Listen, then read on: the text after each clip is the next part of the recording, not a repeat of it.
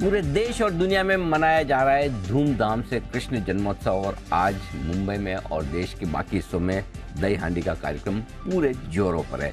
लेकिन इस बीच आइए करते हैं शुरुआत बाजार की, जहां पर आज फिर से कमजोरी के हैं संकेत ग्लोबल मार्केट से। लेकिन कल की शानदार रिकवरी के बाद आज वीकली एक्सपायरी के दिन कैसा रहेगा एक्शन, इसी पर रहेगा फोकस। स्वागत है आप सबका शेयर बाजार लाइव में। नमस्कार, मैं हूं अनिल सिंघवी। नमस्कार, मैं हूं दीपांशु भंडारी। जन्माष्टमी की ढेरों शुभकामनाएं। बिल्कुल दीप, और आज का दिन तो सबसे ज़्यादा विशेष, और आज का दिन मेरे ख्याल से नवयुवकों के नाम पर है। यस, क्योंकि कल के दिन तो चलिए सारे लोग फास्टिंग करते हैं, उपवास करते हैं कृष्ण जन्मोत्सव के उपलक्ष्य में, लेकिन आज पूरे आप देखेंगे चहल पहल हर जगह आपको, रोड पर, गलियों में, मोहल्लों में, और दही हांडी का कार्यक्रम। और स्पेशली मुंबई में तो बहुत ही फेमस है। 8, 10, 12, 15 मंजिल, पता नहीं कितनी नए रिकॉर्ड्स के लिए इस बार भी अटेम्प्ट्स होने वाले हैं। बड़े बड़े प्राइज रखे जाते हैं, मतलब गजब के। अब हर साल आयोजन पिछले साल के मुकाबले में बड़े होते दिख रहे हैं। तो आज भी आपको ऐसी बहुत तस्वीरें दिन भर देखने को मिलेगी। देखिए किस तरह से नौजवान दही हांडी के इस कार्यक्रम में बढ़ चढ़कर हिस्सा लेते हैं। बिल्कुल आप भी लें, थोड़ी सावधानी जरूर रखें, लेकिन एंजॉय करें पूरे फेस्टिवल सीजन। एब्सोल्युटली। और दही हांडी हो और बारिश ना हो, ऐसा नहीं होता। हाँ, आज से मॉनसून रिवाइवल भी है और गजब की बारिश सुबह से होती हुई दिख रही है। बिल्कुल आज तो मतलब ऑफिस आते वक्त ऐसा पूरा रोड पर अंधेरा, मतलब हेडलाइट्स पूरी प्रॉपर तरीके से लगाकर वैसा आना पड़ा। तो बिल्कुल, और हमेशा ये रिकॉर्ड है कि जन्माष्टमी के दिन, दही हांडी के दिन आपको बारिश जरूर देखने को मिलेगी। तो चलिए पूरे देश भर में धूमधाम से कृष्ण जन्मोत्सव मनाया जाएगा। एब्सोल्युटली सर, देश में नहीं, पूरी दुनिया में बिल्कुल। और हम भी मनाएंगे, कुछ स्पेशल शोज भी आपके लिए आने वाले हैं, उस पर भी फोकस करेंगे। हमारे एक्सपर्ट्स भी आपको देने वाले हैं। जन्माष्टमी पे 11 बजे भी मुनाफे की हांडी एक स्पेशल शो है, तो उस पर भी हमारा फोकस। बट पहले आज के लिए जो ट्रिगर्स कह रहे हैं सर, वो बता दीजिए। ट्रिगर्स आज फिर से एक बार कमजोरी वाले ट्रिगर्स ही हैं। ग्लोबल मार्केट्स के ले लें, चाहे हमारे अपने ले लें। डाउ 200 अंक फिर से लुढ़का है लगातार, दूसरे दिन 200 पॉइंट की कमजोरी आपको नजर आएगी डाउ में। नैस्डैक भी कल अच्छी कमजोरी के साथ 150 पॉइंट नीचे बंद होता हुआ दिखा है। डॉलर इंडेक्स 105 के लेवल पर 6 महीनों की ऊंचाइयों पर है, और 10 साल की बॉन्ड यील्ड 16 साल की ऊंचाइयों के करीब पहुंचती हुई दिख रही है। 4.4% के आसपास की जो ऊंचाइयां हैं 4.3% पर पहुंच चुकी है। और मजबूत डॉलर से ग्लोबल मार्केट्स में मेटल पर और दूसरी कमोडिटीज पर दबाव है। और एक और ट्रिगर अगर जोड़ना हो तो हमारे यहाँ फिर से कल के सेशन में FIs की बिकवाली का आंकड़ा भी आपके सामने। तो ये ढेरों सारे ट्रिगर्स हैं जिनके दम पर आज आपको अपने ट्रेडिंग सेशन की शुरुआत करनी है वीकली एक्सपायरी के दिन। Absolutely, weekly expiry. और सर उससे संबंधित भी 2-3 चीज़ें आपसे बात करनी है। बट ये लगातार देख रहे हैं सर, अमेरिका में जब प्रेशर आता है तो बनकर आता है। बैक टू बैक 200 पॉइंट की आपके डॉ पर गिरावट है। परसों के सेशन में नैस्डैक नहीं गिरा था, बट कल आपका नैस्डैक गिरावट में ज्यादा था। ब्रॉडर मार्केट में इनकी वीकनेस आ रही है। बॉन्ड यील्ड इनकी ऊपर जा रही है। ये चल क्या रहा है? ये क्या नई चिंता लेकर बैठे हुए हैं? दीप, देखिए सिंपल सी चीज़ है कि वैसे तो देखा जाए तो है ना, आपको 200 पॉइंट ज़्यादा नहीं दिख रहे, क्योंकि निचले स्तरों से कल अमेरिकी बाजार 150 पॉइंट रिकवरी भी हुआ है, उसके बावजूद 200 पॉइंट नीचे बंद हुए। सो बेसिकली ट्रेड वही है अमेरिका में जो हम सबके लिए, और मैं बार बार इसीलिए कह रहा हूँ कि हम इस वक्त है ना पूरी तरह से जुड़े हुए हैं डॉलर इंडेक्स के साथ, और पूरी दुनिया डॉलर इंडेक्स के साथ जुड़ी है। और डॉलर इंडेक्स आप देखिए अगर 6 महीनों की ऊंचाइयों पर 105 के करीब पहुंच रहा है, तो अमेरिकी बाजारों में तेजी कैसे होगी? सो एक तो टेक्निकल कारण आपके लिए डॉलर इंडेक्स का है, टेक्निकल कारण आपके लिए बॉन्ड यील्ड का 4.3% के आसपास आप पहुंच गए हैं। 4.4% का आपका हाई लेवल है।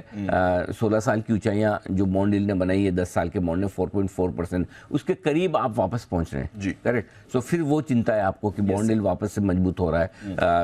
इसका मतलब ये है कि भले ही सितंबर निकल गया, नवंबर में तो ब्याज दरें बढ़ना पक्का है। तो ये चिंताएं थोड़ी सी आती दिख रही है। अब ये चिंताएं कहाँ से आ रही है? ये टेक्निकल कारण अलग छोड़ दीजिए, अब आइए फंडामेंटल कारण। Bad news is good news, good news is bad news. Market, America के मार्केट ये मान के चल रहे हैं। और कल जो डेटा है आपके सर्विसेज PMI के जो डेटा है, वो डेटा कल मजबूत होकर आया। अब मजबूत डेटा को ऐसे देखा जाए तो सर्विसेज PMI के डेटा अगर मजबूत है यानी कि इकोनॉमी ठीक है, खराब हालत में नहीं है, अच्छी ही चल रही है। लेकिन वही तो नहीं चाहिए, वही नहीं। इस वक्त अमेरिकी बाजारों को बुरी खबर सुनने की इच्छा है जी। ऐसी खबर चाहिए जो कि अमेरिका की इकोनॉमी में धीमेपन के संकेत दे, थोड़े डेटा कमजोर होकर आए, जैसे कि बेरोजगारी बढ़ जाए, जैसे कि नई नौकरियां कम हो, जैसे कि नौकरियों में जो सैलरी बढ़ रही है उसकी परसेंटेज कम हो जाए, GDP के आंकड़े रिवाइज होकर 2.4 से 2.1 आ जाए। ये सब चीजें पसंद कर रहा है आजकल अमेरिका और अमेरिका के बाजार। लेकिन उसके विपरीत उम्मीद से ज़्यादा अगर सर्विसेज पीएमआई बढ़कर आई है, इसका मतलब ये कि अभी भी भाई मजबूत है, और मजबूत है तो ब्याज दरें नीचे लाने के लिए अभी भी, मैं माफ़ कीजिएगा, महंगाई नीचे लाने के लिए ब्याज दरें अभी भी बढ़ाई जा सकती है। ये एक पूरा कॉन्सेप्ट अभी इस वक्त, जब तक इस ट्रेंड में बदलाव ना हो, ट्रेंड मीन्स खबरों पर रिएक्शन के ट्रेंड में, कि जब तक अमेरिका की इकोनॉमी के लिए जो भी अच्छी खबर है उसे बाजार के लिए खराब मानी जाएगी, ब्याज दर और महंगाई के लिए खराब मानी जाएगी, इस ट्रेंड में बदलाव ना हो, तब तक हमें इसी के साथ रहकर इसी पर रिएक्शन देना है। एक ज़माना था जब डर रेसेशन का था, और जब रेसेशन के डर के वक्त अमेरिका के आंकड़े अच्छे आते तो बड़ा अच्छा लगता था। कौन सा रेसेशन, काय का रेसेशन, किधर रेसेशन, वो निकल गया। आज कोई रेसेशन की बात नहीं करता। 6 महीने पहले यही एक शब्द सबसे चलता था। करेक्ट। आज सबको डर क्या है? ब्याज दरें, ब्याज दरें, ब्याज। और ऐसे में अमेरिका, उस समय यही डेटा अच्छे लगते थे, आज यही डेटा बुरे लग रहे हैं। करेक्ट। वक्त की बात है, वही हो रहा है। इकोनॉमी तब भी वैसी थी, आज भी वैसी। सो अब इस वक्त है ना, वो रेसेशन का डर निकल गया। अब डर क्या है नया? अब डर है कि ब्याज दरें ज्यादा तो नहीं बढ़ेगी, महंगाई नीचे आएगी कि नहीं आएगी। और उस डर को रिलेटेड कोई भी ऐसा डेटा आता है जो उस डर को बढ़ाता है, घट जाते हैं। सिमिलर सिचुएशन है, लेकिन मूड माहौल अलग है। सो अभी हमें जैसा मार्केट कहे हम उसके साथ वैसे ही रहें। सो कल के सेशन में गिरावट की वजह यही है कि थोड़े डेटा बेहतर थे, थोड़े डेटा बेहतर। हाँ, लेकिन एक चीज क्लियर है दीप कि अमेरिकी बाजारों में बहुत बड़ी तेजी या बहुत बड़ी मंदी नहीं है। हाँ। ऐसा भी नहीं कि बहुत घटी जाएंगे, एकदम खराब ही हो जाएंगे, उतना भी डरने की जरूरत नहीं है। लेकिन बढ़ने के लिए भी कुछ तो चाहिए ना आपको, बढ़े तो कुछ तो पुश मिले, तो वो पुश मिसिंग है। और जब तक डॉलर इंडेक्स है ना ठंडा होने के संकेत नहीं देगा, अमेरिका के लिए भी ऊपर चढ़कर ट्रेड करना थोड़ा मुश्किल है। तो होता क्या है, जैसे आप अमेरिकी बाजारों को नीचे आते देखते हैं और तुरंत आपको है ना डॉलर इंडेक्स कमजोर हो जाएगा, बॉन्ड यील्ड थोड़े नीचे आ जाएंगे, आप कंफर्टेबल है, चलो ठीक है यार, लेवल भी थोड़ा नीचे का है, 2-3% करेक्ट हो चुके हैं और ये भी ठीक हो रहे हैं, यहाँ ले लेते हैं। और जैसे आप थोड़ा मजबूत होकर रेंज के बाहर निकलने की कोशिश करते हैं, उल्टी खबर आ जाती है। सो इसका मतलब क्या है, रेंज मानो, मतलब टाइमिंग परफेक्ट है दोनों। सपोर्ट लेवल पे अच्छी बुरी खबर आएगी, रेजिस्टेंस लेवल पे ऐसे मतलब बढ़ने की और घटने की खबर आएगी कि आपको एकदम टाइमिंग परफेक्ट हो जाएगी। सो वैसे ही अमेरिका के बाजार आपको पूरा रिएक्शन एक्शन दिखा रहे हैं। उनके भी वो रेंज बाउंड सिंगल्स वाले वही है, रेंज देख लो ना आप, वैसे ही हाल है। बिल्कुल ठीक है।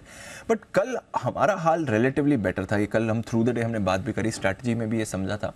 दूसरी चीज़, इतनी सारे नेगेटिव्स के बावजूद, क्योंकि कल भी अमेरिकी बाजार से अच्छे संकेत नहीं आए थे, उसके बावजूद निफ्टी आपका डेज हाई पर बंद हुआ, ऑलमोस्ट 1 महीने की ऊंचाई पर बंद हुआ। तो कल इतनी नेगेटिव खबर के बीच, बैंक निफ्टी की तो खैर वीकली एक्सपायरी थी, वहां पर भी ज्यादा बड़ी गिरावट नहीं थी, बट निफ्टी ने ऐसा होल्ड आउट कल कैसे कर लिया? सरप्राइजिंग मेरे लिए तो सरप्राइज था। शायद कल हम सेकंड हाफ में ये सोच रहे थे कि अमेरिका में उतनी खराबी होगी नहीं, क्योंकि देखिए जब हम बंद हुए ना, तब नेस्डेक और डाउ फ्यूचर्स दोनों 45 पॉइंट नीचे थे फ्यूचर्स पे। सो उस हिसाब से ये लगा कि 200 पॉइंट कल गिर गया है और आज 40-45 ही नीचे दिख रहा है। निचले स्तरों से डाउ फ्यूचर्स रिकवर भी हुए थे थोड़ा, तो लोगों को लग रहा था कि शायद अमेरिका में सेशन ठीक ठाक निकल जाएगा। अब रोज कौन सा डेटा अमेरिका में आता है, कौन से डेटा पे अमेरिका किस तरह से रिएक्शन देता है, ये अंदाजा लगाना यहाँ इंडिया में बैठकर मुश्किल काम है जी। ऐसे में जो कुछ भी कल हमारा अनुमान शायद रहा होगा बाजार का कि उतना खराब सेशन होगा नहीं, और उसके दम पर बढ़ गए। नो डाउट दीप मेरे लिए सरप्राइजिंग था, क्योंकि कल सुबह से मैं कॉशियस व्यू पे चल रहा था कि ट्रेडिंग रेंज के ऊपर पे लेना नहीं है, प्रॉफिट बुकिंग करनी है। अच्छा, रिकवरी की उम्मीद थी मुझे भी कि जो सपोर्ट जोन 500-525 के आसपास वहां लेना चाहिए, लेकिन मैं 600 के ऊपर निकल जाएंगे और उसके ऊपर बंद हो जाएंगे, ये तो मैंने नहीं सोचा था। ऑनेस्टली मैंने नहीं सोचा था कि उसके ऊपर भी बंद हो सकते हैं, भले ही 11 पॉइंट हुए हैं बंद, लेकिन बंद डे हाई पर हुए हैं, 600 के ऊपर बंद। तो कल मेरे ख्याल से कल का ट्रेड शायद एक कह सकते हैं कि थोड़ा सा भरमाने वाला है, आपको डाउट करने वाला है, क्योंकि कल जिस तरह की क्लोजिंग हुई, और लग तो यही रहा था, हमें भी लग रहा था, सबको लग रहा था कि बहुत मजबूत क्लोजिंग की तरफ बढ़ रहे हैं, लेकिन ग्लोबल सपोर्ट मिल नहीं पाया। सो कल आई थिंक रीजन ढूंढना मुश्किल है, क्योंकि रीजन न मुझे डेटा में दिखाई दी, न मुझे एफआईएस के डेटा में दिख रहा है, न एफएनओ के डेटा में दिख रहा है। तो कल अगर बढ़ने की कोई एक वजह है तो सिर्फ एक, जो दोपहर में 2:30 बजे हम डेटा देख रहे थे, ओवरबॉट मार्केट से ओवरसोल्ड मार्केट हो। बैंक निफ्टी का पुट कॉल रेशियो 0.7, निफ्टी का पुट कॉल रेशियो में 40-45 बेसिस पॉइंट की कमी इंट्राडे में हो गई। सो कल शॉर्ट्स काफी बन गए थे दिन के दौरान, और वो शॉर्ट कवरिंग थोड़ी सी ट्रिगर हो गई। सो उस शॉर्ट कवरिंग ने आपको 19,600 के ऊपर की क्लोजिंग दे दी और बैंक निफ्टी बड़े नुकसान से बच गया, 200 पॉइंट नीचे से रिकवर हो गया। अदरवाइज तो कहीं आप मुझे पूछेंगे ढूंढ के कुछ ऐसा नहीं दिखा, कुछ ऐसा नहीं है जिसकी वजह से कल आपको 19,600 के ऊपर बंद होना चाहिए था। तो कल थोड़े शॉर्ट कवरिंग, थोड़े हल्के बाजार, थोड़े ओवरसोल्ड बाजार चढ़ गए और वहाँ से आपको सपोर्ट मिल गया। उसी से रिलेटेड एक और क्वेश्चन है सर, क्योंकि कल आप खराब खबरों के बीच में भी संभल पाए, आज भी कोई भी अच्छी चीज नहीं है, जैसे आप बोल रहे हैं डॉलर इंडेक्स नहीं है, क्रूड नहीं है, बॉन्ड यील्ड नहीं है, अमेरिका खराब है, एफआईएस के डेटा, 5 चीजें खराब है। 5 चीज आपके खराब है। एक चीज हम बोलते हैं कि वॉल ऑफ वरी एक आ जाती है मार्केट के लिए कि इतनी सारी चीजें एक साथ आपके लिए नेगेटिव सामने खड़ी हुई हैं, बट कल हमने इसको इग्नोर कर दिया। क्या आज या आने वाले समय भी ये जो वॉल ऑफ वरी इसको मार्केट क्लाइम कर पाएंगे या फिर इसका दबाव आएगा? दबाव आएगा, इग्नोर नहीं करेंगे। क्यों? उसका रीजन है, रीजन क्या है कि आप ट्रेडिंग रेंज के ऊपरी सिरे पर हैं। हाँ, अगर यही वॉल ऑफ वरी आपकी 19,300 पे है, राइट, कोई बात नहीं, लेकिन अगर आपको रेंज के ऊपर ब्रेकआउट देना है, 650 750 आपकी एक कंजेशन जोन जो है, अगर इसके ऊपर आपको ब्रेकआउट देना है जी, तो ब्रेकआउट चिंताओं पे नहीं होते हैं, ब्रेकआउट अच्छी उम्मीदों पे होते हैं। राइट, चिंताओं के बाद आप सपोर्ट ले सकते हो नीचे, लेकिन ऊपर चढ़ने के लिए तो मूड, माहौल, सेंटीमेंट पॉजिटिव चाहिए। So wall of worry unless until आपका डॉलर इंडेक्स वापस ठंडा होता है, बॉन्ड यील्ड थोड़े नीचे आते हैं या एफआईएस की बिकवाली रुकती है, तब तक आपको ट्रेडिंग रेंज को पार करने में पसीना आएगा। अच्छा, हाँ, 100%। वो रिलीफ नहीं है ना ना ना ना ना। तो वो अगर आप 3 साल की पिक्चर देख रहे हो तो एक अलग बात है, आपको तो 3 घंटे की पिक्चर देखनी है। एग्जैक्टली, है ना, ये तो आज का शो है, आज का शो, करेक्ट, बिल्कुल सर। तो आई थिंक मेरे ख्याल से रेंज के ऊपर निकलने के लिए यही प्रॉब्लम है। ट्रेडिंग रेंज के ऊपरी सिरे पर आते हैं तो आपको खराब खबरें जब आती है तो वो आप उस वक्त, और हम ये बात 2 दिन से कर रहे हैं कि एक झटके में आपसे पार नहीं होगा, रुक रुक कर होगा, और हर रोज मार्केट रोज आपको इंपॉर्टेंट सपोर्ट लेवल पर एक मौका देता है। कल भी दिया है, परसों भी दिया है, हर रोज दे रहा है और आज भी देगा, और आज भी देगा, आज भी देगा। आप अपनी चॉइस से खरीदिए, अपने लेवल से खरीदिए। कल फर्स्ट टाइम आपने एक चीज देखी, इंट्राडे के दौरान मिड कैप और स्मॉल कैप इंडेक्स लाल निशान में आए, लंबे समय बाद। मुझे याद नहीं आता पिछली बार कब लाल निशान में आए। Yes sir, correct. हालांकि बंद होते होते मिड कैप स्मॉल कैप वापस ऊपर हो गए, ग्रीन में ही बंद हुए, लेकिन एक बार आए। तो आई थिंक दीप, ये वॉल ऑफ वरी को क्लाइम करना, उसको चढ़ना, पार करना इस वक्त के माहौल में तो नहीं है सर। अच्छा, आई मे बी रॉन्ग कि मैं 3-4 दिनों के मूव को इग्नोर कर रहा हूँ कि हर रोज निफ्टी नया हाई बना रहा है इंट्राडे में, ठीक है, क्लोजिंग बेसिस पे आप 4 दिनों से 19,400 को होल्ड करें, करेक्ट सर, ठीक बात है, सब कुछ है, लेकिन रेंज को पार करने के लिए, मतलब वो कहते हैं कि आप वो आपका आजकल जो चंद्रयान वगैरह जाता है, यहाँ से थोड़ा ऊपर भेजना है, वहाँ तक के लिए इतना फ्यूल चाहिए, उसके ऊपर उतना चाहिए, उसके ऊपर उतना चाहिए, तो यहाँ थोड़ा फ्यूल ज़्यादा चाहिए। ये फ्यूल ज़्यादा होने के बजाय फ्यूल कम हो रहा है। हाँ, तो इसलिए थोड़ा रुकना पड़ेगा, थोड़ा रुकना। और रुके तो भी कोई हर्ज क्या है दीप, वैसे भी आप देखिए 4-5 महीनों से वन साइड आपके मिड कैप चल रहे हैं, ठीक है। निफ्टी भी आपका कोई ऐसा नहीं कि बहुत ख़राब हो गया हो तो ऐसा एकदम भाग जाए। टाइम वाइज कंसोलिडेशन हमेशा बाजार के लिए अच्छा है, प्राइस वाइज करेक्शन भी हल्का फुल्का है तो कोई गलत नहीं, एक तरफा तेजी के बाद। सो आई थिंक ये रेंज में भी बाजार बना रहे कि आप 19,200-300 को होल्ड कर रहे हैं, 19,600-700 पे आकर रुक रहे हैं, तब भी ठीक है, कोई दिक्कत नहीं। स्टॉक स्पेसिफिक एक्शन तो तब भी रहेगा। Got it. तो वो एक्शन रहेगा, उस पर तो खैर हमारा फोकस है, बट थोड़ी चिंताएं हैं बाजार की जो हावी हो सकती है। आज के लिए कुछ खास स्ट्रैटेजी संकेतों में दीप, जो कुछ तो हम डिस्कस कर चुके हैं, एक बार फिर से बता दूं। डॉलर इंडेक्स, कच्चा तेल भी $91 पे बना हुआ, नीचे आ नहीं रहा, 7 दिन से ऊपर गया, नहीं आता, लगातार 7 दिन से ऊपर। क्या चीज़ की, मतलब आप मुझे बोलो, एक जन्माष्टमी को छोड़ के आज क्या अच्छा है?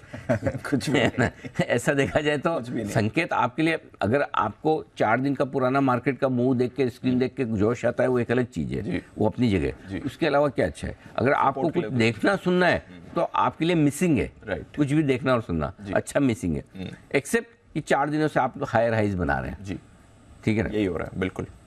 और अमेरिकी बाजार तीनों कमज़ोर हैं।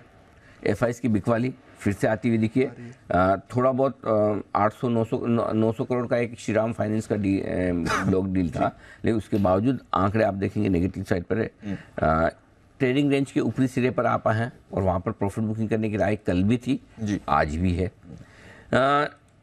जो खरीदारी करनी है निफ्टी में, ऊपर का सिरा एक बार फिर से बता दूं, 19,600-650 से लेकर 750 तक का ये ऊपरी रेंज है, जहाँ पर आप कल बंद हुए हैं और कल 650 के आसपास हम पहुंचे भी है, तो आप हाई रेंज पे ही हैं ऑलरेडी, ठीक है। इम्पोर्टेंट सपोर्ट लेवल पे खरीदना है, पहले पर नहीं। फर्क है। पहले पे नहीं, पहले पे नहीं। पहला सपोर्ट लेवल पे नहीं, इम्पोर्टेंट सपोर्ट लेवल पे। पहला कौन सा होता है? 19,575 ही हो जाता है, वहाँ नहीं लेना। आपको इम्पोर्टेंट सपोर्ट लेवल पर लेना है, 19,500 के आसपास आने पर, और इम्पोर्टेंट सपोर्ट लेवल पे ही खरीदना है। और बाय ऑन डिप्स दो टुकड़े 3 टुकड़ों में लेना है, थोड़ा थोड़ा लेना है। और ये इम्पोर्टेंट सपोर्ट लेवल आज थोड़ा नीचे की तरफ मैं शिफ्ट कर रहा हूँ। 19,365, 19,465 ये मजबूत सपोर्ट जोन है। Got it. और क्यों कर रहा हूँ? कायदे से तो मैं 19,500, 525 भी मजबूत सपोर्ट रखूँ तो हर्ज क्या है, गलत क्या है, और कल आपको 36 पॉइंट की बढ़त का कुशन भी है। लेकिन आज वीकली एक्सपायरी है, और वीकली एक्सपायरी में डीप है ना, थोड़ा क्या हो गया है, 19,500 और 550 पे पुट राइटिंग ज़्यादा हो गई है। तो आज ये पुट राइटर्स है, अगर 19,500 को संभाल पाए तब तो ठीक है। अगर 19,500 कल का लो टूटता है, 19,491 का कल का लो है, तो फिर मार्केट के लिए थोड़ा आज एक्सपायरी के लिहाज से थोड़ा प्रेशर बन सकता है। इसलिए आज मैं थोड़ा खरीदने के लिए लिहाज से हल्की लोअर रेंज पर जा रहा हूँ। आप बहुत एग्रेसिव बायर है तो खरीद लो 500, 525 में, कौन मना करता है। लेकिन अगर आपको एग्रेसिवली ट्रेड नहीं करना, जो कि नहीं करना चाहिए इस मार्केट में, तो आप आराम से नीचे देख के लीजिए। एक्सपायरी, ग्लोबल संकेत, पुट बायर, पुट सेलर थोड़ा बैकफुट पर, इन सबको मिलाकर मार्केट दिन के दौरान आपको एक मौका दे सकता है आपके पसंद के लेवल पर खरीदने का। ओके। जो लेवल आप सोचेंगे और मन बना के रखेंगे, जो लेवल मतलब आप 19,200 मत सोच लेना, ऐसा भी नहीं है, बी रीजनेबल। हाँ, दिन का ट्रेड बता रहा हूँ, कोई पोजिशन नहीं बता रहा। लेकिन जो डे ट्रेड के लिहाज से आप अच्छा लेवल सोच के रखेंगे, यार या इस लेवल पे मुझे लेना चाहिए, मेरे ख्याल से मार्केट वो लेवल आपको देगा, ओबलाइज करेगा। अच्छा, आएगा। हाँ, वो आ सकता है, आ सकता है। सो उसकी तैयारी रखें। कल अपने को 19,500, 525 पे लेना था, सुबह कोई कह सकता था कि 500, 525 आएगा, नहीं आएगा।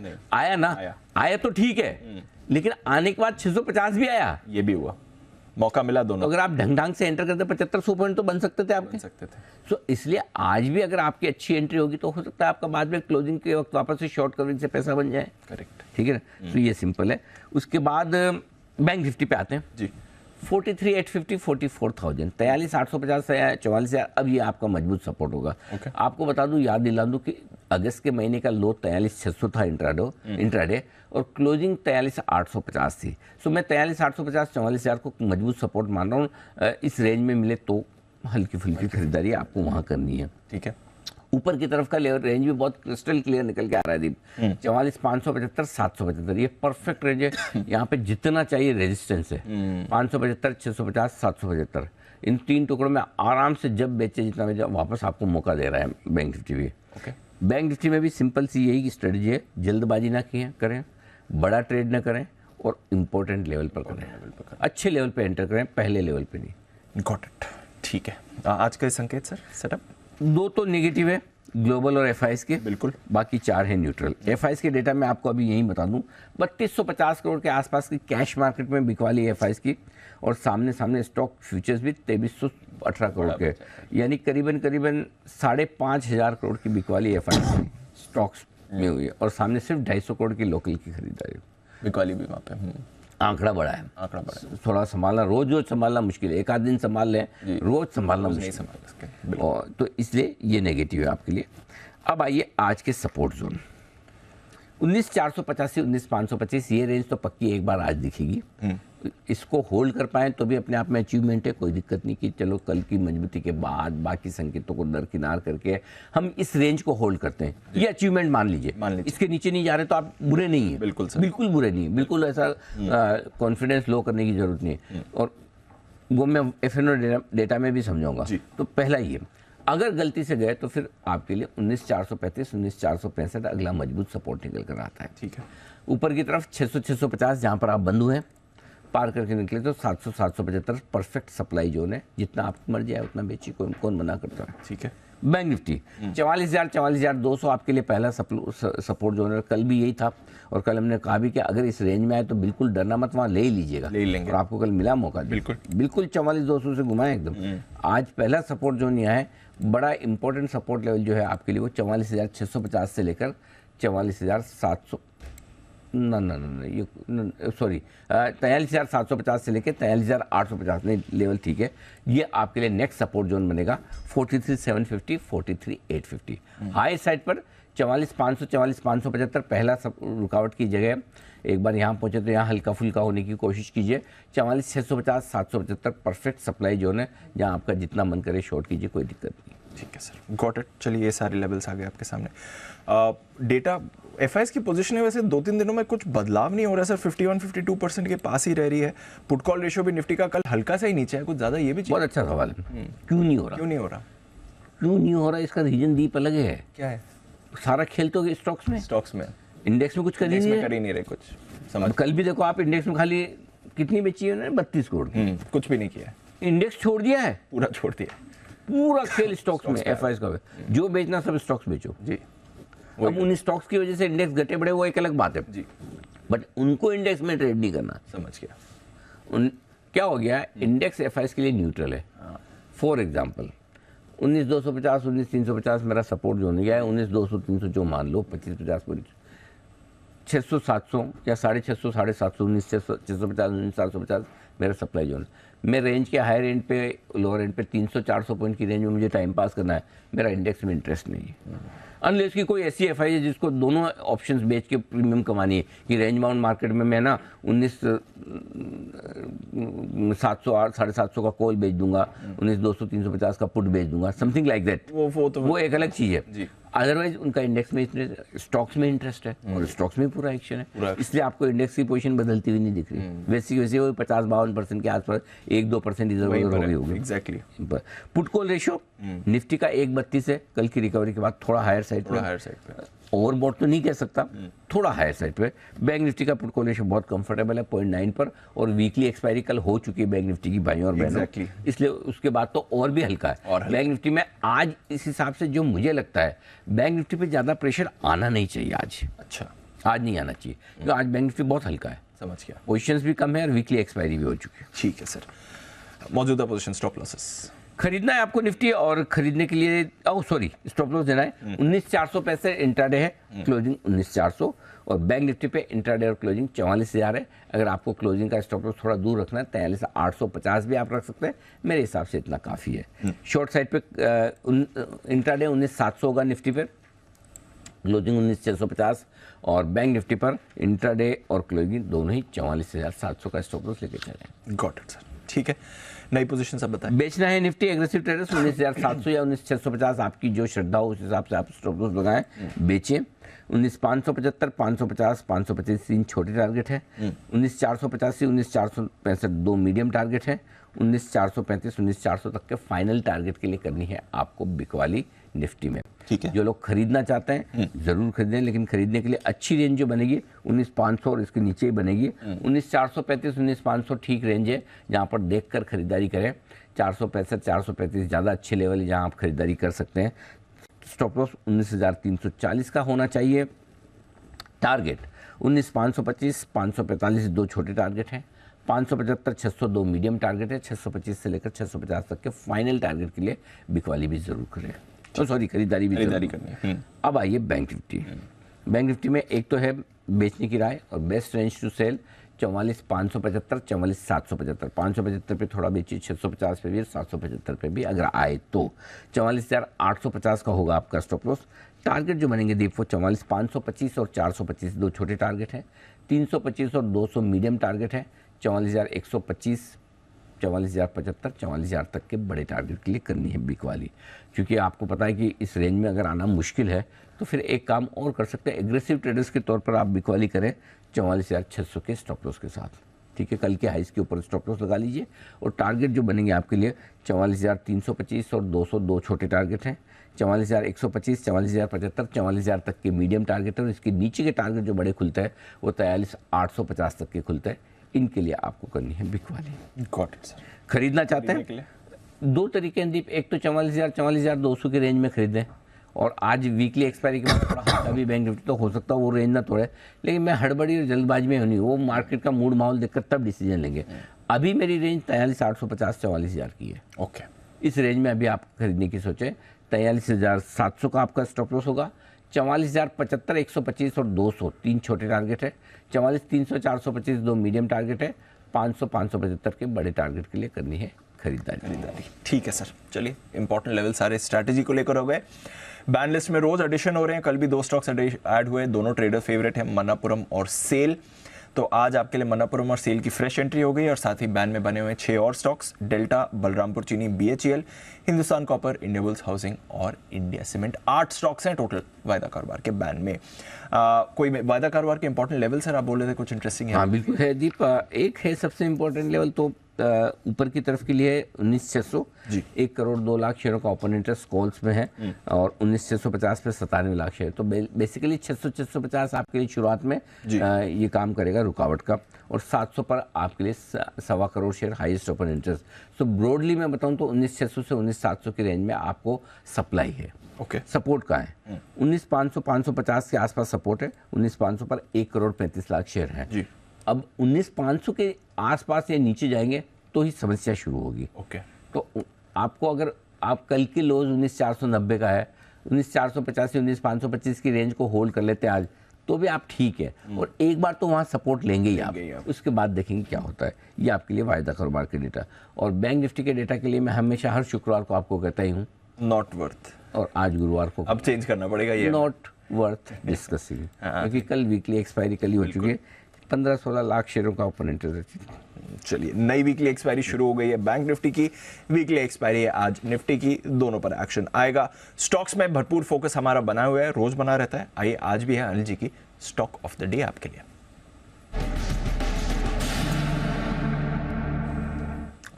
बताएं सर।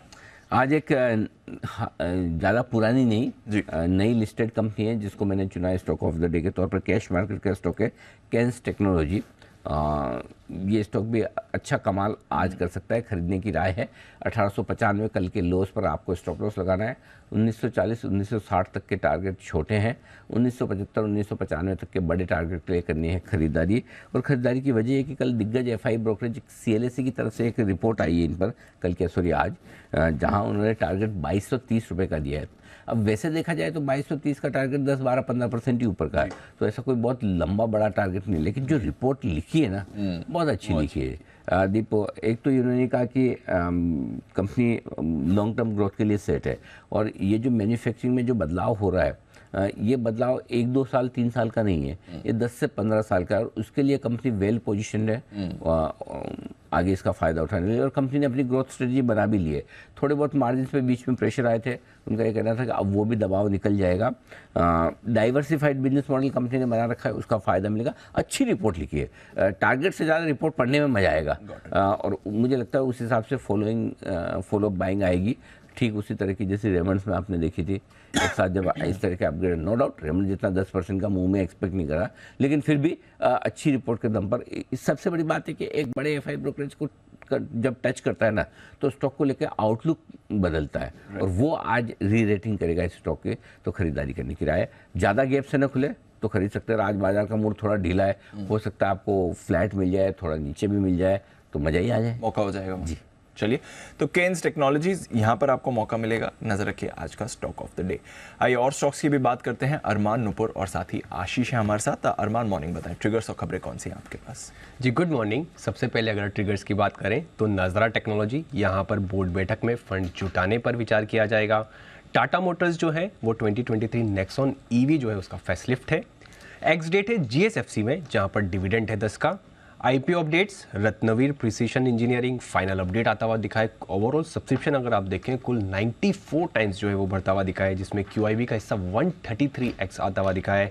NII का हिस्सा अगर आप देखें तो 135 टाइम्स, और रिटेल के हिस्से की अगर बात करें तो 54 टाइम्स जो है वो बढ़ता हुआ दिखा है। जुपिटर लाइफ आज दूसरा दिन है। पहले दिन का अगर आप सब्सक्रिप्शन देखेंगे तो कुल 90% के आसपास बढ़ता हुआ दिखा है, जिसमें अगर आप रिटेल का हिस्सा देखेंगे तो 1 गुना से ज़्यादा ऑलरेडी बढ़ चुका है, और NII का हिस्सा अगर देखें तो 1.5x टाइम्स होता हुआ दिखा है। और अंत में मंथली अपडेट की अगर आप बात करें तो फोर्स मोटर्स, जिनके अगस्त के सेल्स के आंकड़े आते हुए दिखे हैं, जिसमें कुल घरेलू बिक्री की बात करें तो 120% YOY बढ़कर आई है, और एक्सपोर्ट्स की अगर बिक्री की बात करें तो वहाँ पर भी 63% की आपको ग्रोथ दिखेगी। ओके, तो ये है आपके लिए फोर्स मोटर्स पर भी अपडेट आया है, और भी काफ़ी अपडेट्स हैं। नुपुर, मॉर्निंग, खबरें कौन सी हैं आपके पास? Good morning. सबसे पहले टीसीएस और टाटा मोटर्स दोनों पे ही आपको नजर रखनी है, क्योंकि कंपनी ने जेएलआर के डिजिटल यूनिट के साथ स्ट्रैटेजिक करार किया है। भविष्य में जो रिक्वायरमेंट्स होगी उसके हिसाब से क्लाइंट बेसिस डिजिटल सेवा यहाँ पर होने वाला है, जिसके चलते अगले 5 साल के लिए 80 करोड़ पाउंड का करार किया गया। करीबन 8,340 करोड़ का ये अमाउंट है। तो ये स्टॉक्स फोकस में रहेंगे। टाटा कंज्यूमर प्रोडक्ट्स पर भी नज़र रखेगा। कल जो खबर आई थी हल्दीराम के एक्विजिशन को लेकर, वहाँ पे कंपनी की तरफ से सफाई आती हुई दिखी है। कंपनी ने कहा है कि इस बारे में कोई बातचीत नहीं हुई है, जो भी जानकारी होगी वो कंपनी देगी और इस खबर से कंपनी पर कोई प्रभाव नहीं पड़ेगा। ये तो टाटा कंज्यूमर प्रोडक्ट्स भी आज फोकस में रहने वाला है। इंश्योरेंस स्टॉक्स पर नज़र रखेगा, क्योंकि IRDAI के चेयरमैन की तरफ से बयान आते हुए दिखा है, जहाँ पे उन्होंने कहा कि अस्पतालों और बीमा कंपनियों के बीच 100% कैशलेस सेटलमेंट की तैयारी वो कर रहे, जिसके चलते आज इंश्योरेंस स्टॉक्स भी फोकस में रह सकते हैं। पेटीएम, जहां पे इंश्योरेंस कारोबार में उतरने के लिए कंपनी का कहना है कि जो योजना है वो टाली गई है। फाइनेंशियल सर्विसेज में उतरने की योजना नहीं है। फिलहाल पेटीएम का जो फोकस है वो पेमेंट और क्रेडिट डिस्बर्समेंट पर ही है। तो पेटीएम भी आज फोकस में रहेगा। टीवीएस मोटर्स, जहाँ पे कंपनी ने नई sports TVS Apache RTR 310 launch कर दी है। जो शुरुआती कीमत रखी गई है वो 2.4 लाख के आसपास रखी गई है। लेमन ट्री के लिए भी पॉजिटिव न्यूज़ आती हुई दिखी है। शिमला में कंपनी ने 48 रूम्स के होटल के लिए लाइसेंस अग्रीमेंट किया है। FY26 के Q1 में ऑपरेशन जो है वो शुरू हो जाएगा। तो आज लेमन ट्री भी फोकस में रहने वाला है। ओके, तो ये है आपके लिए बहुत सारी खबरें जहाँ पर एक्शन आ रहा है। अरमान, बताएं कुछ और खबरें जो आपके पास हैं।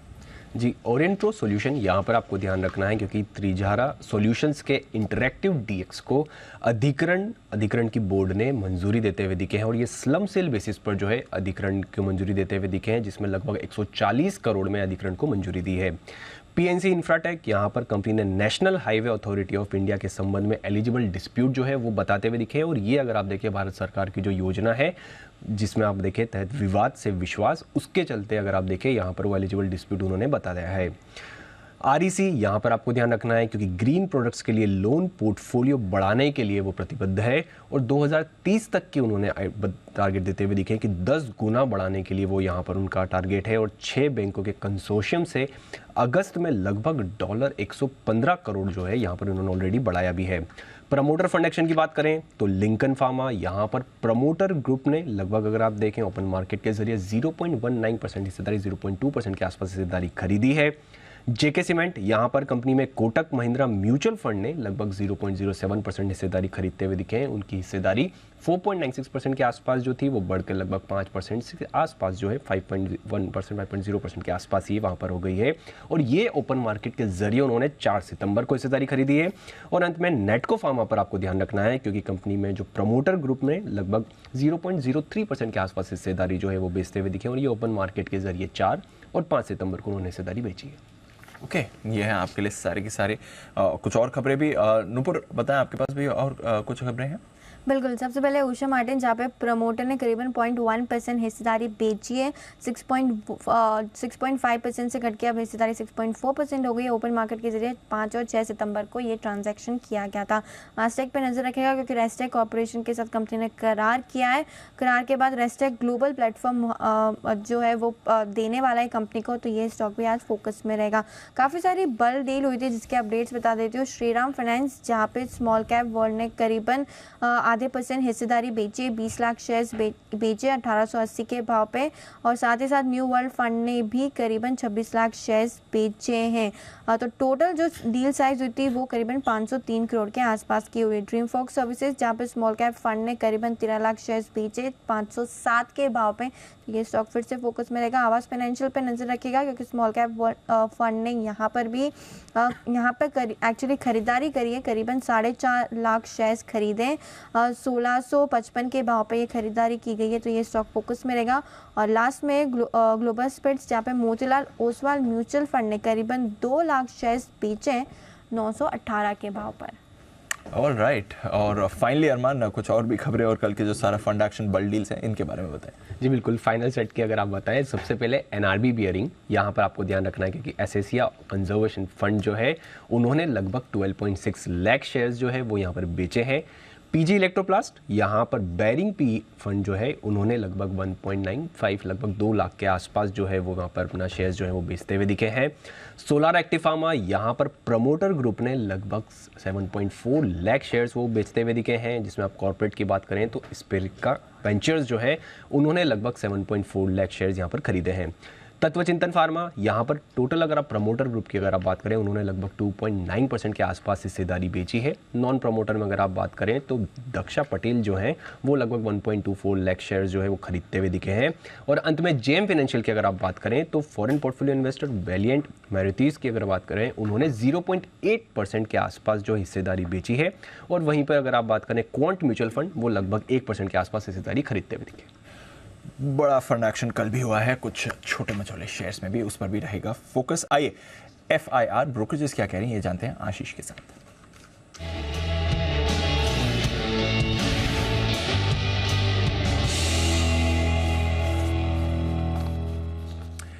मॉर्निंग आशीष, बताएं क्या कह रही हैं आज की रिपोर्ट्स। Good morning Deepanshu. सबसे पहले देखिए आज पूरा इलेक्ट्रॉनिक मैन्युफैक्चरिंग स्पेस फोकस में रहेगा। CLSA की तरफ से रिपोर्ट आई है जहां पर कवरेज की शुरुआत की गई है खरीदारी की राय के साथ। 2998 का जो है भाव चल रहा है, 3650 का टारगेट है। डिक्सन टेक पर देखिए खरीदारी की राय को शुरुआत किया है 5675 रुपये के टारगेट के लिए। और CLSA ने केन्स टेक्नोलॉजीज पर भी खरीदारी की राय दी है, 2230 रुपये का टारगेट दिया, 1912 रुपये की क्लोजिंग चल रही है। तो यहाँ पर पूरे स्पेस पर फोकस रहेगा। और खास बात इस रिपोर्ट में सबसे बढ़िया लगी कि यहाँ पर बहुत बड़ी अपॉर्चुनिटी है। मान रहे कि अगले 2 डेकेड्स में 20 गुना तक कारोबार बढ़ सकते हैं, तो यहाँ पर फोकस रखेंगे। टाटा कंज्यूमर प्रोडक्ट्स मेरा खरीदारी किराए को बरकरार रखें, 875 का टारगेट है। HDFC बैंक यहाँ पर मैक्वायरी आउट परफॉर्म की रेटिंग को बरकरार रखें 2110 रुपये के टारगेट के लिए। ITC में एक्शन देखने को मिल रहा है, मेरा खरीदारी की राय दे रहे 525 रुपये का लक्ष्य। नेस्ले पर खरीदारी की राय दी है 26,100 का टारगेट है, 22,004 की क्लोजिंग चल रही है। इंटरेस्टिंग रिपोर्ट आई है गोल्डमैन सैक्स की तरफ से इंटरग्लोब एविएशन पर, जहां पर खरीदारी की राय को बरकरार रखा है 2462 का भाव, 2600 रुपये का टारगेट। लेकिन ये मान रहे हैं कि लोअर यील्ड्स यहाँ पर देखने को मिल सकती है। फ्यूल की लागत लगातार बढ़ती जा रही है, जिसके चलते हो सकता है कि Q2 में आपको नरमी देखने को मिले। IT स्टॉक्स पर खास फोकस रहेगा। TCS पर नोमेरा रिड्यूस की रेटिंग को बरकरार रखें, लेकिन थोड़ा सा कंफ्यूज नजर आ रहा है। टारगेट प्राइस इन्होंने बढ़ा दिया, 2800 से बढ़ाकर 3040 कर दिया है। इन्फोसिस पर रेटिंग को अपग्रेड कर दिया और टारगेट 1210 से बढ़ाकर 1410 कर दिया। स्टॉक ऑलरेडी 1477 पर चल रहा है। HCL टेक पर नोमेरा न्यूट्रल की रेटिंग को बरकरार रखें, लक्ष्य 1090 से बढ़ाकर 1220-1236 का भाव चल रहा है। LTI माइंट्री पर भी अगर आप देखें तो रिड्यूस की रेटिंग है, लेकिन जो लक्ष्य है वो इन्होंने एडजस्ट किया है, 3940 से बढ़ाकर 4585 कर दिया है, 5407 का भाव चल रहा है। कोफोर्ज पर भी खरीदारी की राय दी है, लक्ष्य 5300 से बढ़ाकर 6480 रुपये कर दिया है। बिरला सॉफ्ट यहाँ पर खरीदारी की राय दी है, 519 का भाव, 610 रुपये का टारगेट है। श्रीराम फाइनेंस पर मॉर्गन स्टैनली ओवरवेट की रेटिंग को बरकरार रखे 2200 रुपये का टारगेट दिया है। EU स्मॉल फाइनेंस बैंक पर ओवरवेट की रेटिंग 925 का टारगेट है। और अंत में इंडियन होटल्स जहाँ पर जेफरीज खरीदारी की राय को बरकरार रखें, 432 का भाव, 445 का टारगेट है। ओके, तो ये है ढेर सारी रिपोर्ट जिन पर आज आपको दिखेगा भरपूर एक्शन। कुछ फाइनेंस कंपनियों पर है, तो कुछ IT शेयरों पर है, और कुछ मैन्युफैक्चरिंग से जुड़ी हुई कंपनियों पर। तो आज सेक्टर वाइज रिपोर्ट्स आपको काफ़ी ज़बरदस्त नज़र आएगी। आइए बढ़ते आगे, और अब वक्त है हमारे सभी एक्सपर्ट से मुलाकात करने का। और आज आपके लिए आ रही हैं विशेष तौर पर जन्माष्टमी पिक्स।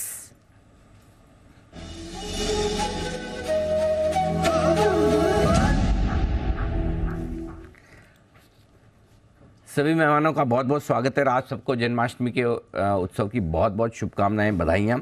शुरुआत सेठी साहब के साथ करेंगे। सेठी साहब सुप्रभात, बताएं sir Janmashtami pick. Good morning Anil ji, good morning Deepanshu. सबसे पहले तो अनिल जी आपको, दीपांशु को, पैनल में बैठे सभी एक्सपर्ट्स को और जी बिजनेस के लाखों करोड़ों दर्शकों को मेरी ओर से जन्माष्टमी की ढेरों ढेरों शुभकामनाएं।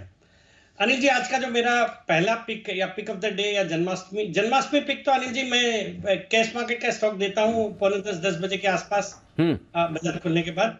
बाकी अभी पिक ऑफ द डे जो स्टॉक रहेगा अनिल जी F&O का स्टॉक है, जिसपे खरीदारी करने की सलाह रहेगी। TCS पे आज खरीदारी करनी है। खबरों में है आज JLR से एक बड़ा करार किया है और एक लॉन्ग टर्म कॉन्ट्रैक्ट किया है, जिसके अंतर्गत कंपनी को फायदा होगा। और मुझे लगता है इन लेवल्स पे TCS would become a good buy. तो आज के लिए TCS पे खरीदारी करने की सलाह। 3430 पे बंद हुआ है, 3480 का आज का टारगेट है और 3410 का स्टॉप लॉस रखना है। ओके, 3410 के स्टॉप लॉस के साथ आज के लिए खरीदने TCS, ये आपके लिए रहा है। हिमांशु जी सुप्रभात, बताएं सर आपकी पिक। सुप्रभात अनिल जी, सभी को सुप्रभात और सभी को जन्माष्टमी की हार्दिक ढेरों शुभकामनाएं। अनिल जी, जन्माष्टमी पिक कोइंसिडेंटली सेठी साहब के साथ क्लैश हो गई। TCS ही मेरा भी पिक था, लेकिन दूसरा पिक है वो भी IT स्पेस से ही है, वो रहेगा विप्रो, जिसमें खरीदारी करके चलने की सलाह रहेगी। 429 रुपए के आसपास का कल का क्लोज है। यहाँ पर थोड़ा सा भी कोई डिप मिलता है 425 रुपए के आसपास, तो वहां पर पोजीशन बनाएं और 2 से 3 दिन के नजरिए के हिसाब से यहाँ पर 460 465 रुपए तक के टारगेट्स विप्रो में आते हुए नजर आ सकते हैं। 415 रुपए के नीचे का क्लोजिंग बेसिस पर यहाँ पर स्टॉप लॉस मेंटेन करने की सलाह। अगर आपको हिमांशु जी TCS ही रखना है तो आप रख सकते हैं, ऐसा कोई दिक्कत वाली बात नहीं है। आप बोले तो मैं सेठी साहब का चेंज करवा दूं। देखो सेठी साहब तो कभी कभार ही आते हैं शो में सुबह सुबह, आप रेगुलरली आते हैं, इसलिए चाहे तो आप मैं बदलवा सकता हूँ, ऐसा कुछ नहीं।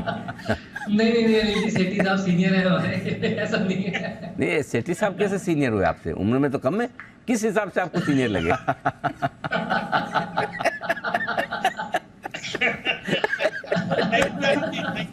Thank you, Anil ji, for the compliment. बिल्कुल, मुझे तो फैक्ट्स पता है ना। लुक एंड फील में हो सकता है सेठी साहब आपको सीनियर लग रहे हो, बट वैसे सीनियर नहीं है लेकिन। ओके जी सेठी साहब, पर खाली आना है, उसकी वजह से लोग भाई हम नहीं कह रहे थे, अबे हिमांशु जी ने क्या सोचा क्या देखा वही जाने। उन्होंने क्यों सीनियर माना। आइए, तो हिमांशु जी की पसंद का स्टॉक है विप्रो, खरीदारी करने के लिए आइए यहाँ पर आपके लिए। सुमित जी गुड मॉर्निंग, बताएं sir. Good morning Anil ji, good morning Anil जी। सबसे पहले तो जन्माष्टमी की आप सभी को और देश के सभी लोगों को बहुत बहुत शुभकामनाएं। जन्माष्टमी अनिल जी ये शो करता है कि दही अंडी का त्यौहार है, दही अंडी फोड़नी होती है, इसमें यूनिटी स्ट्रेंथ चाहिए होती है, कोऑर्डिनेशन चाहिए होता है। तो इसी फेस्टिवल के माध्यम से हमारी पूरी टीम की भी ऐसे यूनिटी, ऐसी स्ट्रेंथ बनी रहे और ऐसे ही हर्षो उल्लास के साथ लाइफ में आगे बढ़ते रहे। तो इसी शुभकामना के साथ सभी को जन्माष्टमी की बहुत बहुत शुभकामनाएं। थैंक यू सुमित जी, बहुत ही बढ़िया आपने शुभकामनाएं व्यक्त की है। बस यही प्रेम और एकता बनी रहे। बिल्कुल सर, बताएं। जी अनिल जी धन्यवाद। तो अनिल जी अब जो स्टॉक रडार पे आया है, तेजी का स्टॉक है, स्टॉक का नाम है हुल HUL और इसमें तेजी होगी फुल। हिंदुस्तान यूनिलीवर स्टॉक के अंदर तेजी होनी चाहिए। स्टॉक पिछले 15-20 दिनों से और पिछले 2-3 महीनों से करेक्टिव मूव्स, करेक्शन मोड में चल रहा था, करेक्टिव मूव दिखा रहा था। अब ये स्टॉक ने नीचे में लोअर लेवल पे सपोर्ट लिया है और बाउंस बैक का संकेत कल मिल चुका है। तो ये स्टॉक और ये सेक्टर यहां से एक बाउंस बैक और एक पुल बैक ऊपर की तरफ दिखाना चाहिए। तो HUL के अंदर तेजी करके चलने का सलाह रहेगा। 2520 2523 के आसपास खरीदारी करें। 2475 इसका नीचे में सपोर्ट या स्टॉप लॉस बनेगा। 2475 के स्टॉप लॉस से खरीदारी करके चलने का सलाह रहेगा। पहला टारगेट 2575, दूसरा टारगेट 2625। ये दोनों टारगेट शॉर्ट टर्म के होंगे। ये लेवल अचीव होने पे इसमें एक अच्छी तेजी का शुरुआत होगा और नई रैली ऊपर की तरफ देखने को मिलेगी। फिलहाल 2475 के स्टॉप लॉस से खरीदारी करें। 2575 2625 के टारगेट्स के लिए। ओके, HUL हिंदुस्तान यूनिलीवर यहाँ पर खरीदारी करने की राय सुमित जी की तरफ से आती हुई दिख रही है। आइए कुणाल जी का भी किया जाए स्वागत। कुणाल जी सुप्रभात, बताएं सर जन्माष्टमी पिक। जय श्री कृष्ण अनिल जी, जय श्री कृष्ण दीपांशु। अनिल जी आप सभी को, सारे दर्शकों को अनिल जी मेरी ओर से जन्माष्टमी की अनेकों ढेरों हार्दिक शुभकामनाएं। और अनिल जी देखिए, एक बहुत बेहतरीन चार्ट है जिस पर मेरी निगाह है। तो आज अनिल जी 10 की कमाई में मैं उसकी बात करूंगा। तो 10 की कमाई के समय मैं आपको आज जन्माष्टमी स्पेशल पिक दूंगा। लेकिन अनिल जी फिलहाल एक पिक स्वीकार करें और ये है ब्रिटानिया, जिस पर मेरी खरीदारी की राय है। ब्रिटानिया में अनिल जी एक बहुत सॉलिड करेक्शन आता हुआ हमने देखा, ऊपरी स्तरों से अच्छा खासा करेक्शन हुआ। उसके बाद 4500 के आसपास एक बहुत शानदार बेस बना है और कल के ट्रेड में हमने देखा कि सारे FMCG स्टॉक्स जो हैं वो कमबैक कर रहे हैं। एक ब्रेकआउट आता हुआ ब्रिटानिया में नजर आया। तो मेरी राय में बिल्कुल बाय करके चलें, एक अच्छा अपसाइड बनने की संभावना है। यहाँ पर 4540 पर 4540 पर फ्यूचर्स में स्टॉप लॉस रखकर खरीदारी करें। पहला टारगेट होगा इस स्टॉक के लिए 4675 का, 4675 का पहला टारगेट और 4750 का दूसरा लक्ष्य। ओके, दो टारगेट है 4675 4750 ब्रिटानिया में करें खरीदारी। तो आज तो बड़ा इंटरेस्टिंग मामला है। 2 स्टॉक IT के आ रहे हैं और 2 स्टॉक आपके FMCG से आ रहे हैं खरीदारी करने के लिए। आइए ऐसे में सेठी साहब से जानते हैं कुछ और बेहतरीन पिक। सेठी साहब की लिस्ट में वायदा कारोबार के कई शेयर रहते हैं, सर बताएं और कौन कौन से स्टॉक से आज रिकमेंडेशन लिस्ट में। बिल्कुल अनिल जी, आज 5 और स्टॉक देने जा रहा हूं जिन पे खरीदारी करने की सलाह है। आफ्टर टीसीएस रिलायंस पे खरीदारी करने की सलाह है। रिलायंस भी आज खबरों में है, जो इनकी कुवैत इन्वेस्टमेंट कतार इन्वेस्टमेंट अथॉरिटी से इनको 8,000 करोड़ का जो निवेश आना था उसके लिए इन्होंने नोटिफाई कर दिया है, तो वो आ गया। तो मुझे लगता है that should be taken as big positive, और उसके कारण और प्लस इन्होंने कुछ एक आलिया भट्ट के एक ब्रांड को भी अधिग्रहण किया है, और रिलायंस ऐसे भी गिरावट के बाद मजबूत लग रहा है, तो खरीदारी करने की सलाह है। टारगेट है 2470 के, स्टॉप लॉस रखना 2410 रुपए का। तीसरा स्टॉक रहेगा कमिंस इंडिया, जिसमें खरीदारी करने की सलाह है। 1746 पे बंद हुआ है, 1800 के टारगेट है, 1725 का स्टॉप लॉस रखना। ये भी एक बेहतरीन जबरदस्त कंपनी है, और मुझे लगता है ये जो तीनों कंपनियां हैं, एबीबी, सीमेंस और कमिंस, तीनों में एक अलग तरह की तेजी है, और मुझे लगता है इन स्टॉक्स में बिल्कुल लॉन्ग पोजीशन रखनी चाहिए, तो कमिंस में खरीदारी करने की सलाह। फोर्थ स्टॉक है Hindustan aeronautics limited, HAL, defence की एक दिग्गज कंपनी है। कल 3989 पे बंद हुआ है, 4060 के आज के टारगेट्स है, 3960 का स्टॉप लॉस रखना है। ये भी एक डिफेंस, एविएशन, एरोस्पेस में एक दिग्गज कंपनी है, और आज जब अमेरिका के राष्ट्रपति भारत आ रहे हैं, मुझे लगता है इनका एक GE के साथ भी करार है, तो मुझे लगता है ये स्टॉक आज सुर्खियों में रहना चाहिए। और इन्होंने एक स्टॉक स्प्लिट भी अनाउंस किया हुआ है, जो कि इस महीने इंप्लीमेंट हो जाएगा।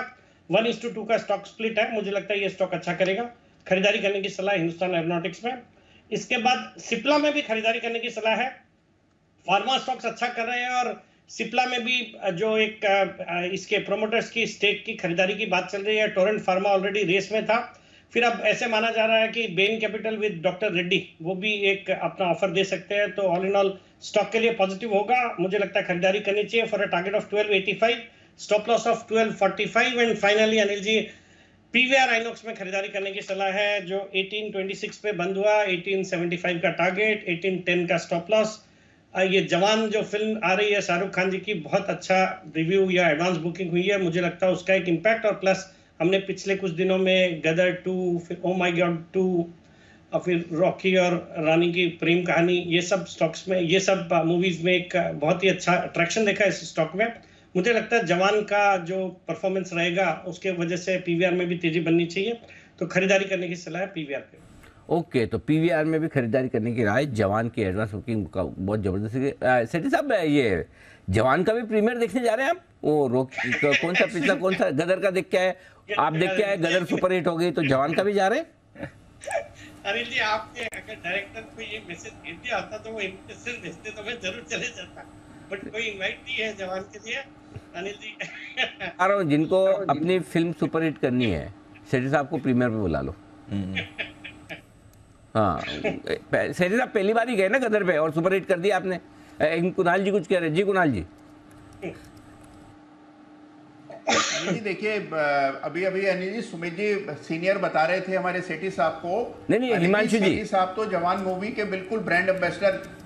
हाँ, हिमांशु जी, अनिल जी। हाँ, तो अनिल जी, हिमांशु जी कह रहे थे कि हमारे सेठी साहब जो है सीनियर हैं, हाँ। अनिल जी, वो तो जवान मूवी के बिल्कुल ब्रांड एम्बेसडर लग रहे हैं अनिल जी। और जवान मूवी वालों को चाहिए कि इनको बुलाएं। हाँ। तो अनिल जी, मूवी भी हिट हो जाएगी, सेठी साहब तो हिट हैं ही। हाँ बिल्कुल, फिल्म हिट करा दी सेठी साहब। खाली ये कि मल्टीप्लेक्स शेयरों के लिए अच्छी खबर नहीं है इनडायरेक्टली। सेठी साहब तो प्रीमियर पे थोड़ी टिकट खरीद के जा रहे हैं। सेठी साहब प्रीमियर पे टिकट थोड़ी खरीदते होंगे, समोसे, पॉपकॉर्न, कोल्ड ड्रिंक सब। नहीं अनिल जी, प्रीमियर पे तो और कॉम्प्लीमेंट्री अंदर पॉपकॉर्न और समोसे और बाकी भी एक्स्ट्रा कुछ स्पेशल आइटम्स होते हैं अनिल जी। प्रीमियर पे तो कुछ पैसे लगते नहीं है।